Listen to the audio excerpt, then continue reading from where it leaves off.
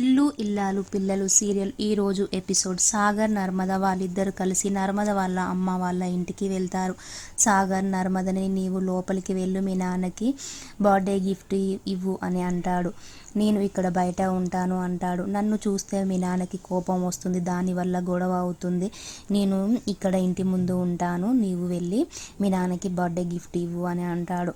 నేను మీ ఇంటికి రావడం కంటే నువ్వు సంతోషంగా ఉండడం నాకు ముఖ్యమని అంటాడు.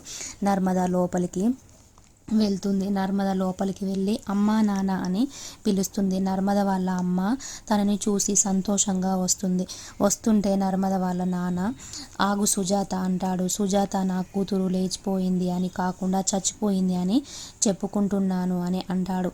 నీవు మా ఇంటికి రావడానికి సిగ్గు లేదా అని అంటాడు. అప్పుడు నర్మద నాన్న కోపం నేను అర్థం చేసుకోగలను, కానీ మా నాన్నకి బర్త్డే విషెస్ చెప్పకుండా నేను ఉండలేను అని అంటుంది. మీరు అర్థం చేసుకోండి నాన్న, రాత్రి నుండి ఎప్పుడెప్పుడు తెల్లవారుతుంది, మా నాన్నకి బర్త్డే విషెస్ చెప్పాలి అని అనుకున్నాను నాన్న, హ్యాపీ బర్త్డే నాన్న అని అంటుంది. నాన్న మీకు గుర్తుందా మీ 50వ పుట్టినరోజు అప్పుడు నాకు జాబు వస్తుంది అని, అప్పుడు మీకోసం తెచ్చిన వాచ్ ఇచ్చి నేను గ్రాండ్గా సెలబ్రేట్ చేసుకోవాలని అనుకున్నాను నాన్న అని అంటుంది.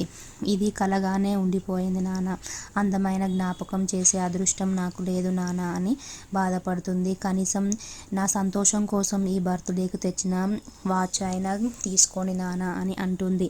నర్మద వాళ్ళ అమ్మ మీ పుట్టినరోజు కోసం ఎంతో ప్రేమగా తీసుకొని వచ్చిందండి, తనని బాధ పెట్టకుండా ఈ గిఫ్ట్ని తీసుకోండి అని అంటుంది. అప్పుడు నర్మద వాళ్ళ నాన్న ఆ వాచ్ తీసుకొని బయటకు తీసి వాచ్ ఇది చిన్నపిల్లవాడిలాగా నాకు గిఫ్ట్లు తీసుకొస్తే నేను నువ్వు చేసిన బాధని మర్చిపోతానని ఎలా అనుకున్నావమ్మా, నాకు ఈ గిఫ్ట్ ఏం అవసరం లేదు అని బయటకి విసిరేస్తాడు. అప్పుడు నర్మద వాళ్ళ అమ్మ అలా చేయకండి, పిల్లలు బాధ పడతారండి అని అంటుంది.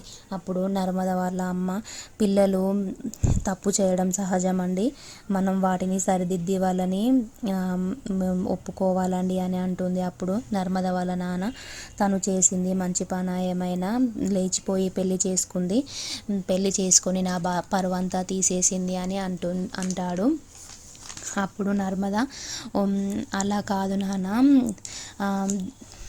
సాగర్ మంచివాడు నాన్న అని అంటుంది. అప్పుడు నర్మద వాళ్ళ నాన్న తను ఏం చేస్తాడమ్మా, ఒక మిల్లులో పనిచేస్తాడు, అది రామరాజు మిల్లు అని అంటారు, కానీ తన మిల్లు కాదు కదమ్మా అని అంటాడు. అప్పుడు నర్మద అది వాళ్ళ సొంత మిల్లు కదా నాన్న అని అంటుంది. అప్పుడు వాళ్ళ నాన్న నేను మా అల్లుడు ఏం చేస్తాడంటే మిల్లులో వర్క్ చేస్తానని చెప్పాలా అమ్మ అని అంటాడు.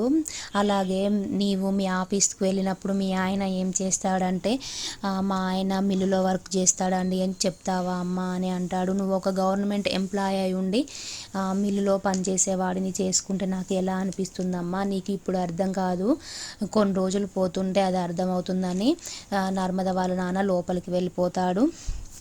ప్రేమ ధీరజ్ కాలేజ్కి వస్తారు. ప్రేమ ధీరజ్ కలిసి ఇద్దరు ఎగ్జామ్ హాల్లోకి వెళ్తారు.